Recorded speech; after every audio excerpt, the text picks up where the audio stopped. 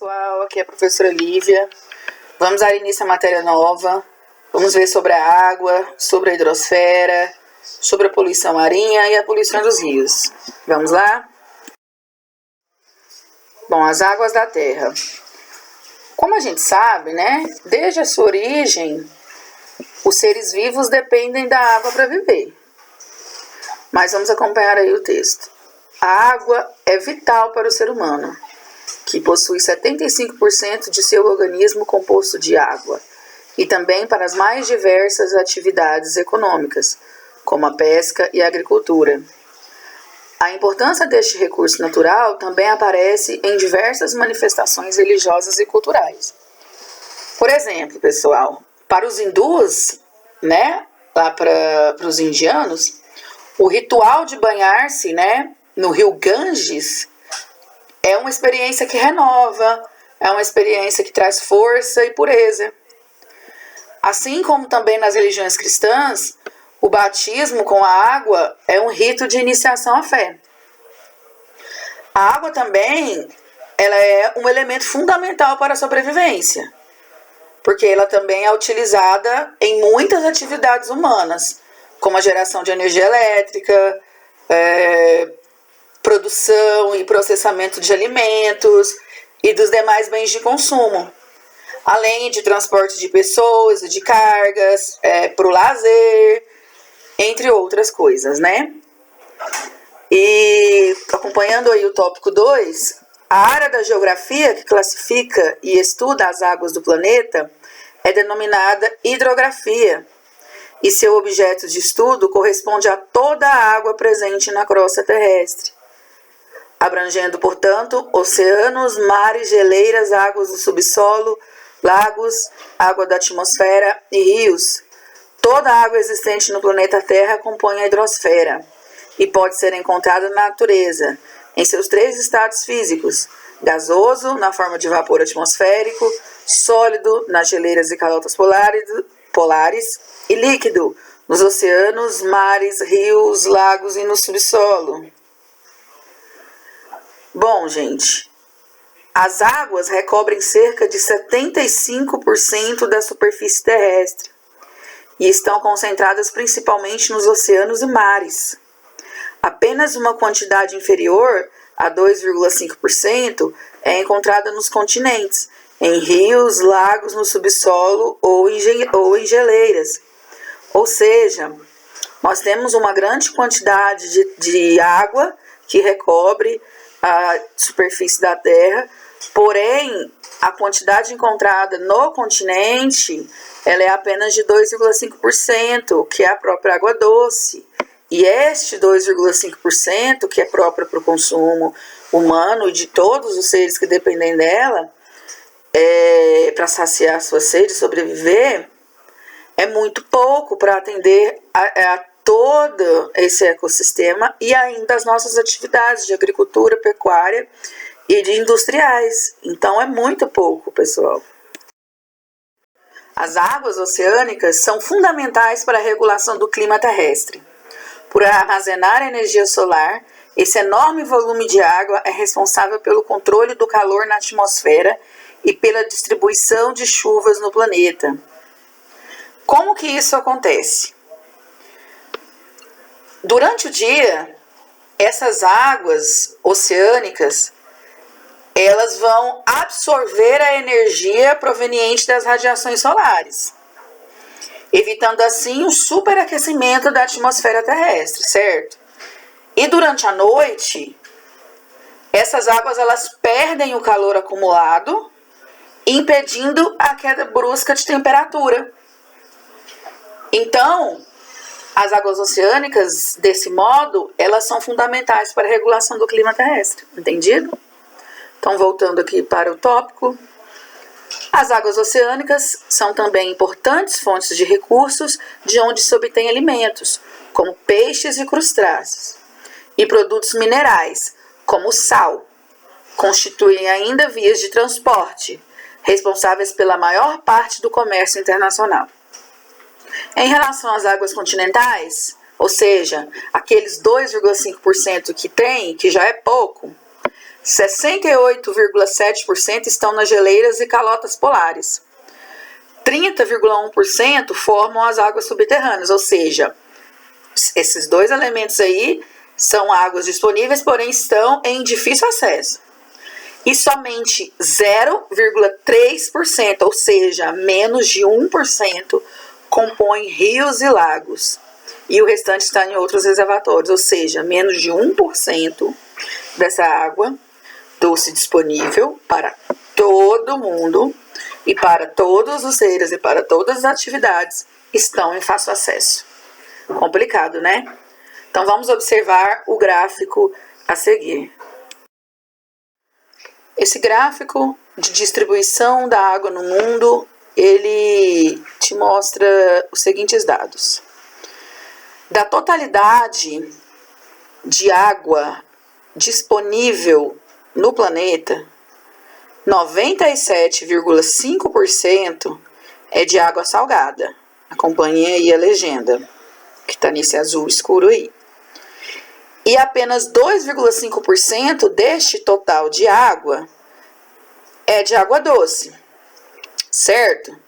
Aí ele desmembra, neste gráfico um pouco menor aí, ele desmembra essa pequena quantidade de água doce em partes. Que partes são essas? Em maior quantidade, você percebe 69,8% são de calotas polares, seguida de 29% de águas subterrâneas. Depois, 0,3% de rios e lagos e outras formas 0,9%. Então percebam aí novamente que existe menos de 1% de água doce de fácil acesso. O restante, que já é pouco, estão em locais de difícil acesso. Compreenderam? Como vocês já sabem, a água disponível para o consumo humano representa um pequeno percentual e encontra-se distribuída de forma irregular pelo planeta. Então, desse modo, muitas regiões sofrem com a falta de água doce, mesmo no Brasil. Apesar de haver disponibilidade de água, o Brasil ele é o país que mais tem disponibilidade de água doce de fácil acesso, é no Brasil. O país que mais tem água doce no mundo é o Canadá. Porém, o Brasil ele é o que tem a maior disponibilidade de água de fácil acesso. Há lugares, então, no Brasil que sofrem com a escassez, como é o caso de áreas semiáridas do Nordeste brasileiro, em períodos específicos.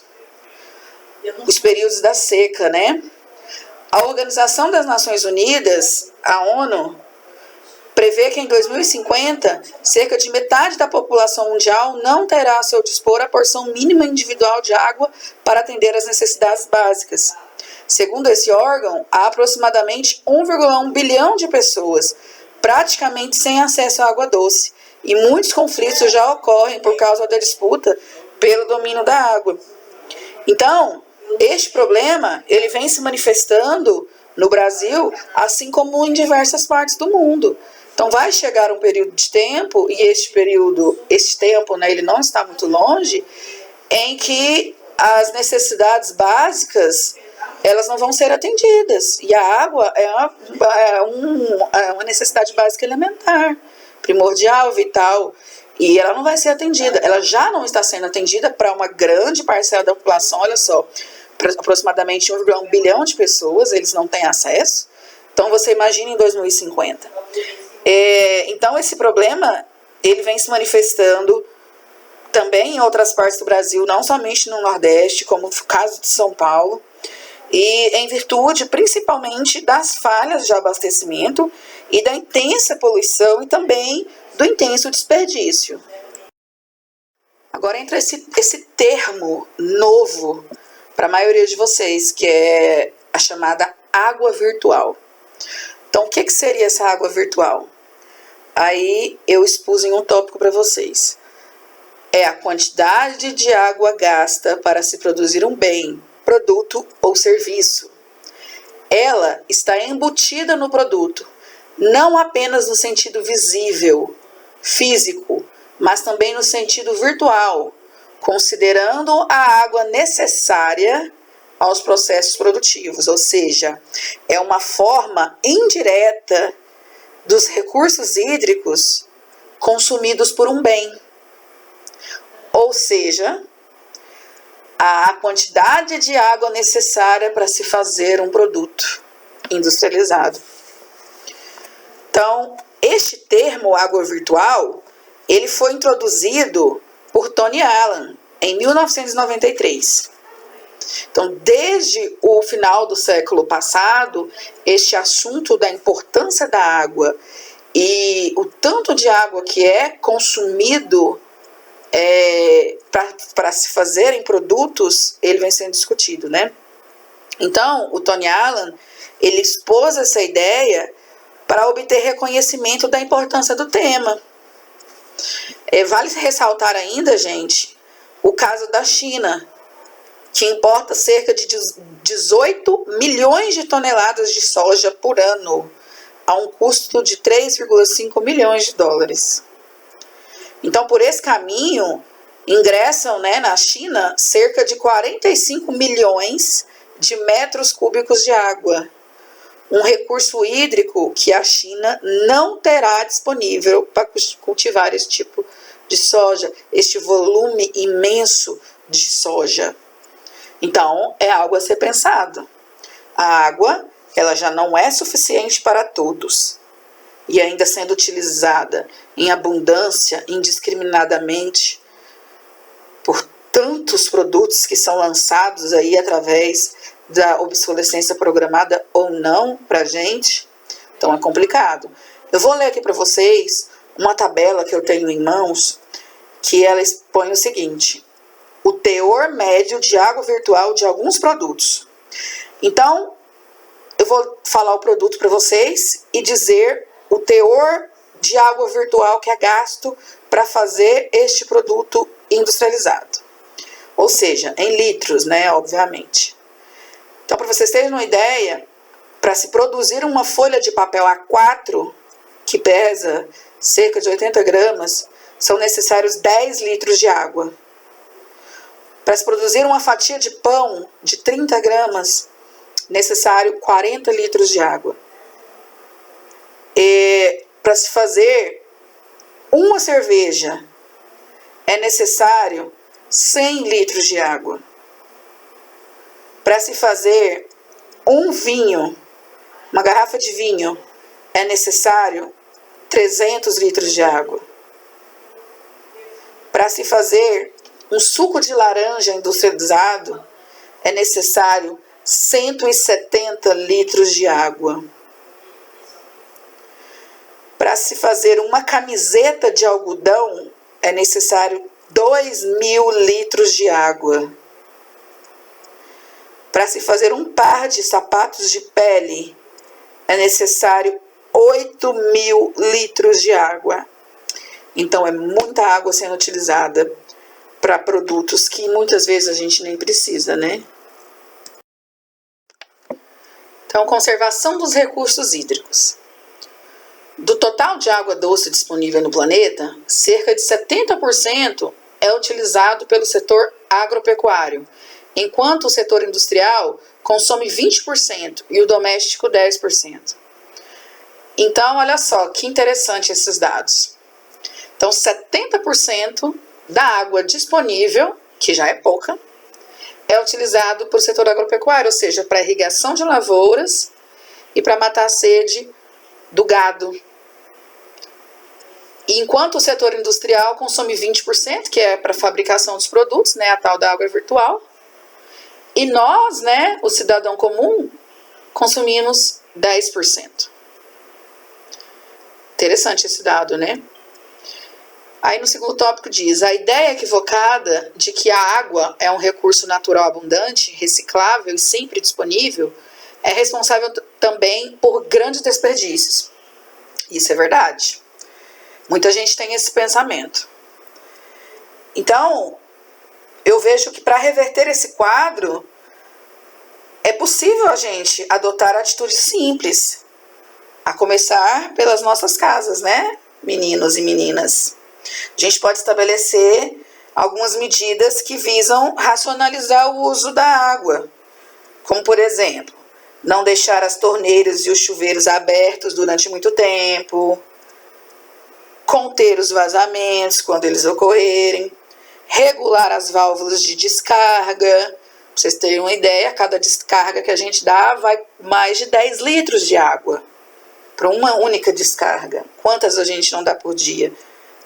Né? Então a gente pode adotar essas medidas simples. Fazendo a nossa parte já é um começo, né? A operação formiguinha. A gente pode adotar outras medidas também, como aproveitar a água da roupa que a gente lava lá na máquina, né, de lavar, aproveitar aquela água para lavar a área. A gente pode lavar o carro pro pai, né, da gente, com balde em vez de mangueira, dentre outras medidas, né. Tá nas nossas mãos fazer alguma coisa. Bom, mas partindo para uma visão mais macro, né, uma visão mais global, que vai atender como um todo, aí segue a pergunta, né? Como esses países vão aumentar a produção se a água está cada vez mais escassa? Essa é a pergunta de todas as pessoas. Para isso, os governos terão que assumir metas, né? Criar metas e assumir essas metas. E se comprometerem com essa causa, né, da falta de água. Porque caso o uso indiscriminado da água continue aumentando, as disputas pelas fontes de água potável, elas vão se intensificar, isso é óbvio. Principalmente nas áreas onde há escassez desse recurso, como nas regiões de clima árido ou desértico.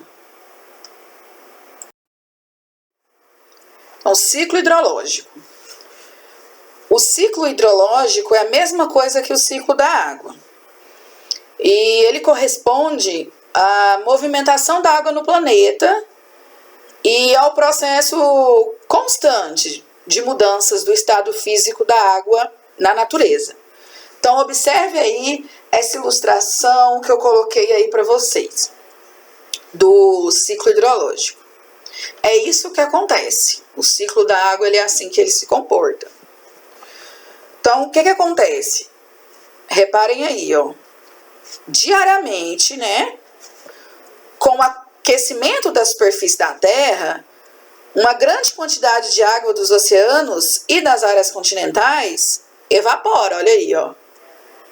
Então, o vapor de água, sendo mais leve que o ar, né, ele vai se elevar até atingir as camadas mais altas e frias da atmosfera, lá nas nuvens, no qual é condensado em gotículas de água que vão formar as nuvens, né? Aí você percebe aí que ao atingir o ponto de saturação, né, nas nuvens, vai ocorrer a precipitação dessas gotículas de água que se formaram. Precipitando, vão dar origem às chuvas. Olha aí, reparem aí na ilustração. Então, estima-se que cerca de 2/3 dessas águas retornam diretamente ao oceano e o restante fornece umidade aos continentes.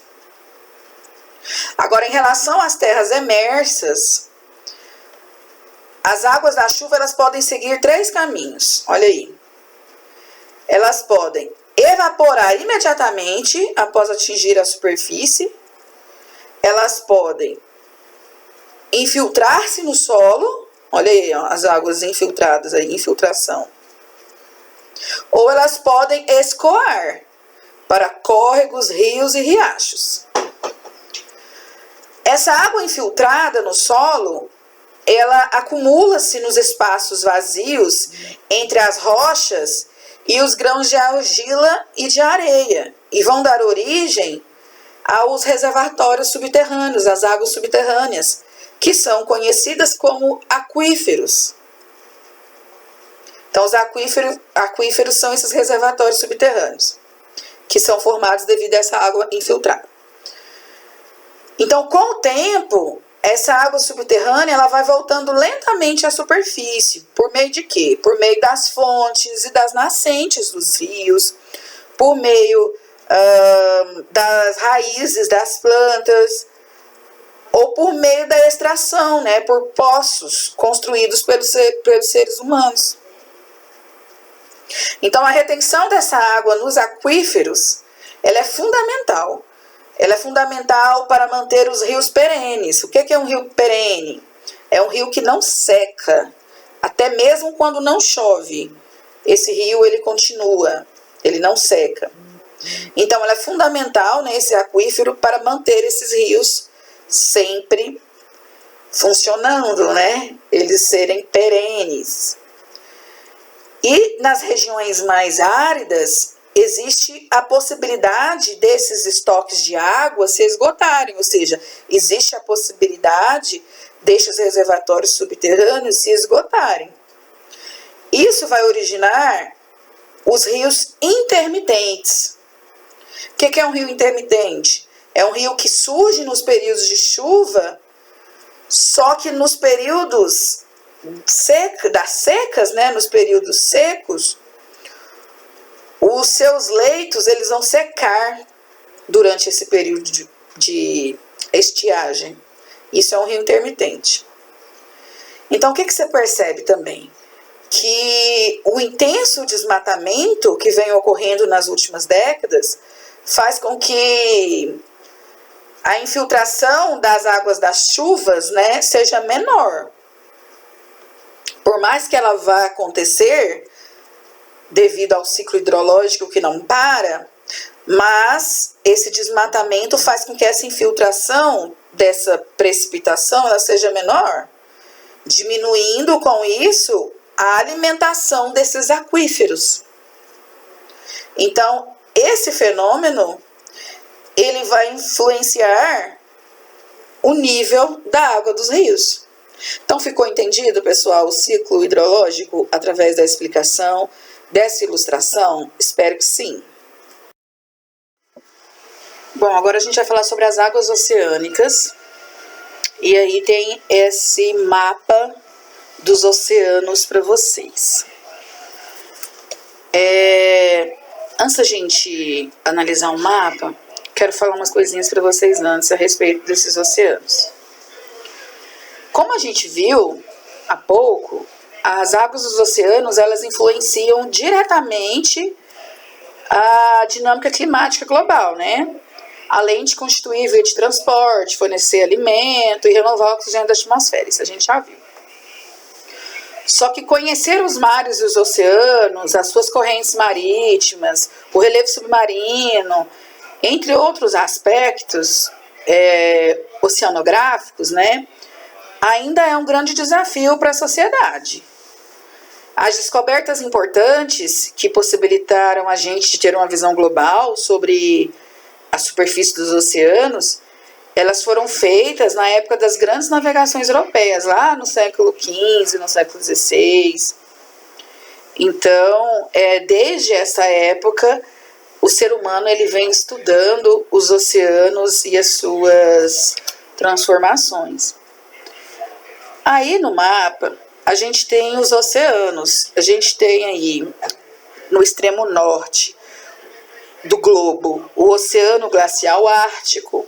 Já no extremo sul do globo, nós temos o Oceano Glacial Antártico. Nós temos aí também o Oceano Pacífico, o Oceano Atlântico e o Oceano Índico. Estes são os oceanos. E eu quero chamar a atenção de vocês, que vocês percebam o seguinte. Analisem aí o hemisfério sul, que está aí abaixo da linha do Equador. Reparem que o hemisfério sul, ele apresenta a maior parte da sua superfície recoberta pelas águas oceânicas. Os dados apontam que cerca de 81% da superfície do hemisfério sul seja de água, de oceano. E apenas uma pequena parte, 19%, né, os dados, é ocupada pelas terras emersas, que são os continentes. Então, daí vem a denominação de hemisfério das águas para o hemisfério sul. E percebam que já no oposto, que no hemisfério norte, aí acima aí da linha do Equador, você percebe que o hemisfério norte, ele tem mais terras emersas do que água, do que oceanos. Por isso que ele recebe o nome de hemisférios das terras, né? Porque grande parte da sua superfície corresponde a terras emersas. E eu vou ler algumas anotações aqui para vocês que eu fiz sobre os oceanos Pacífico, Atlântico e Índico, né, a título de curiosidade para vocês. O Oceano Pacífico, ele tem uma área de aproximadamente 165 milhões de quilômetros quadrados. É o mais extenso de todos. Está situado entre as terras australianas, asiáticas e americanas. E possui as maiores profundidades conhecidas, como é o caso das fossas de Mindanao, com mais de 11 mil metros de profundidade. O Oceano Atlântico. O Oceano Atlântico possui uma área aproximada de 82 milhões de quilômetros quadrados. É o mais navegável, principalmente na parte entre a Europa e a América do Norte. Está localizado entre África, América e Europa, sendo este o oceano que banha o território brasileiro. Agora o Oceano Índico. Oceano Índico, sua área mede aproximadamente 73 milhões de quilômetros quadrados. É o menor dos três. Está localizado entre a Ásia, Antártida, Oceania e África.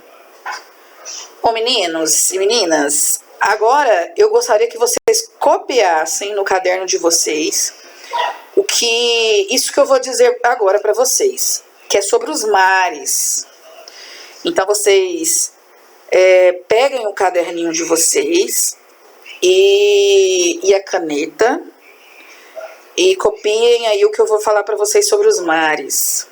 Vocês coloquem uma observação dentro da matéria aí que vocês já estão copiando. Então, além desses oceanos que estão aí no mapa, que vocês já sabem, além dos 5 oceanos, vocês vão colocar o seguinte: além dos 5 oceanos, existem também os mares, que correspondem a extensões naturais dos oceanos. Ocupam cerca de 40 milhões de quilômetros quadrados e podem ser classificados em... Então, agora vem a classificação dos mares. Os mares, eles podem ser mares abertos ou costeiros, mares continentais, mares fechados ou isolados. Então, vamos lá. O que são mares abertos ou costeiros? São mares que apresentam ligação com os oceanos. É quando este mar ele vai ter uma ligação com alguns desses oceanos. Exemplos: Mar da China, do Norte e das Antilhas. Agora, mares continentais. Ligam-se aos oceanos por meio de canais e de estreitos, pois se localizam no interior dos continentes. Exemplos de mares continentais: o Mar Mediterrâneo, o Mar Vermelho e o Mar Negro. Agora, mares fechados ou isolados. Não apresentam nenhuma ligação na superfície com outros mares ou oceanos. Exemplo: Mar Morto, Mar Cáspio e Mar de Aral. Então, a dinâmica das águas oceânicas. Em virtude de vários fatores, como os maremotos, os ventos, as diferenças climáticas e a força gravitacional entre a Terra, o Sol e a Lua, as águas oceânicas apresentam constantes movimentos, com destaque para 3 deles: as ondas, as marés e as correntes marítimas. Então, nós vamos ver o que são esses 3 elementos. As ondas são movimentos que ocorrem na superfície das águas oceânicas. As principais causas desse movimento são as ações do vento, que agitam as águas, ou os abalos sísmicos que ocorrem no fundo do mar. As ondas podem ser classificadas em, prestem atenção, ondas oscilatórias, ondas transladativas e ondas tsunamis. Então, vou falar para vocês o que são essas três ondas. As ondas oscilatórias, elas são formadas pela ação do vento e por um movimento circulatório das moléculas de água, e elas são encontradas em alto mar.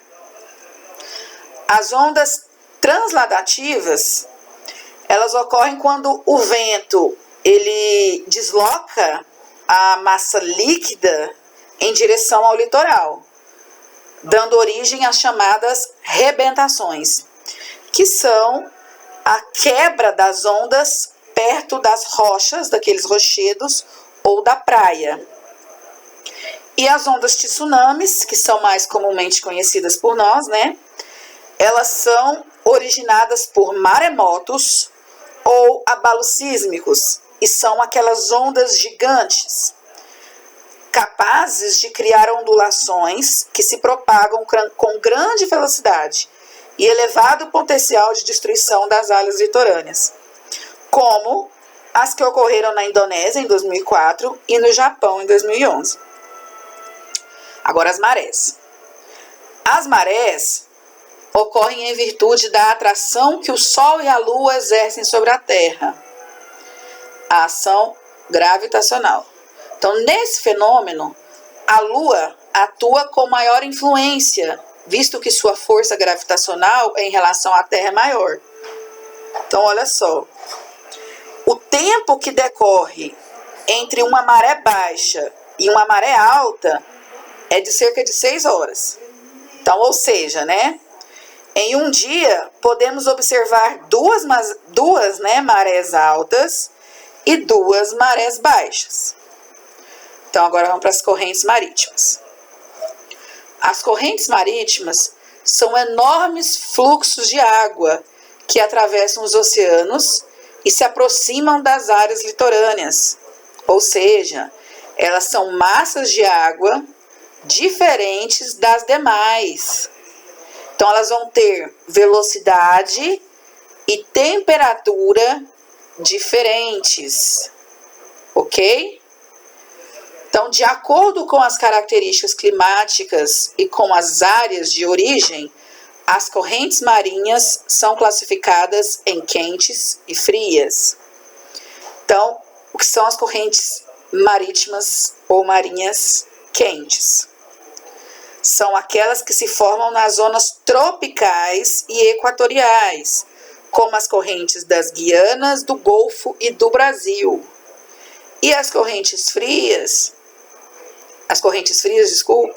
são aquelas que se formam nas regiões polares, como as correntes do Labrador, de Humboldt e a de Benguela. Então, nosso último assunto a ser tratado nessa aula é água, poluição e impactos ambientais. Então, vamos lá. Apesar de ser um importante recurso natural, a água tornou-se um dos principais destinos dos resíduos produzidos pelas sociedades humanas. Como, por exemplo, derramamentos de óleo, de petróleo, né? Descarga de substâncias tóxicas, esgotos sem tratamento, embalagens descartáveis, enfim, diferentes resíduos e poluentes. Tem como destino as águas dos rios, as águas dos lagos, dos oceanos e dos aquíferos subterrâneos. E a poluição dessas águas, gerada por agentes químicos ou orgânicos, afeta o equilíbrio ecológico, intoxica os organismos e favorece a proliferação de doenças. Essa poluição química ela é causada principalmente por agrotóxicos, que podem ser inseticidas ou pesticidas, por resíduos industriais e atividades de mineração.